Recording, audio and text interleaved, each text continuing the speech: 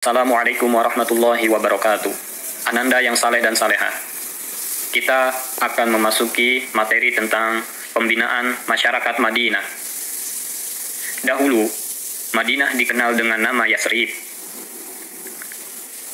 Ketika Nabi menyampaikan dakwah Islam di Mekah, orang-orang Mekah menyiksa dan tidak menerima dakwah Nabi dengan baik. Maka pada tahun ke-12 setelah kenabian, datanglah 12 orang dari Yasrib untuk menyatakan keislamannya di hadapan Rasulullah Shallallahu Alaihi Wasallam dan melakukan perjanjian Aqabah yang pertama. Dengan isi perjanjian tersebut, yaitu mengadakan persetujuan untuk membantu Nabi Muhammad menyiarkan ajaran agama Islam. Pada tahun berikutnya, datanglah rombongan yang lebih besar, yaitu 73 orang. Hal ini dilaksanakan saat mereka melakukan ibadah haji. Maka dari itu, dilakukanlah perjanjian Aqabah yang kedua, dengan isi janji setia untuk membela Nabi Muhammad dan para pengikutnya. Maka Rasulullah dan para sahabatnya di Mekah melakukan hijrah menuju kota Madinah.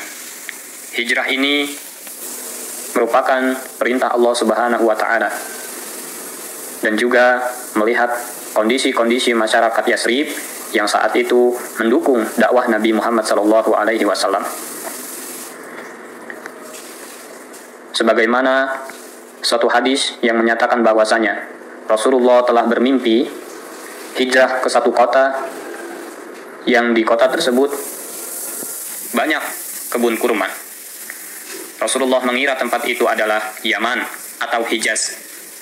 Akan tetapi tempat tersebut adalah Yasrib, di mana Madinah sejak zaman dulu hingga sekarang memang memiliki banyak sekali perkebunan kurma. Dakwah Rasulullah di kota Madinah, pembinaan yang pertama kali dilakukan adalah di bidang agama, yaitu dengan membangun masjid sebagai pusat kegiatan umat Islam. Masjid yang dibangun oleh Nabi SAW yang pertama adalah Masjid Quba, berjarak 5 km dari pusat kota Madinah. Kemudian yang kedua adalah Masjid Nabawi, yang menjadi pusat kegiatan pemerintahan umat Islam pada saat itu.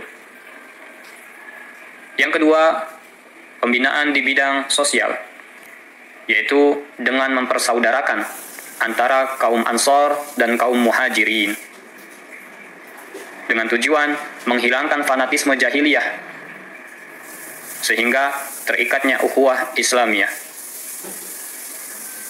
Kemudian yang ketiga, pembinaan pada bidang ekonomi.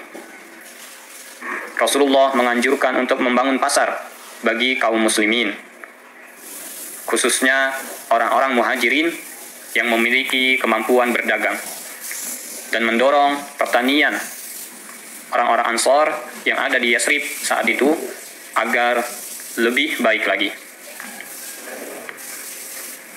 Kemudian, pembinaan masyarakat Madinah pada bidang pertahanan.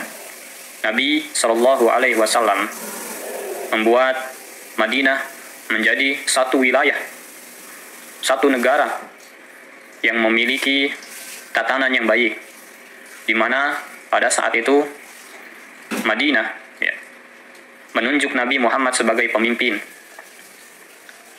dan kota Madinah saat itu sebagai wilayahnya, dan membuat undang-undang untuk seluruh penduduk kota Madinah yang dikenal dengan Piagam Madinah.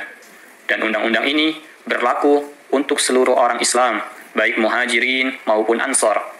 Kemudian untuk kaum Yahudi yang tinggal di Madinah dan orang-orang musyrik yang masih menyembah patung yang ada di kota Madinah, di mana dalam Piagam Madinah ini mereka melakukan perjanjian untuk saling membantu dalam hal sosial, dalam hal pertahanan. Apabila satu kaum diserang, maka yang lain harus membantu.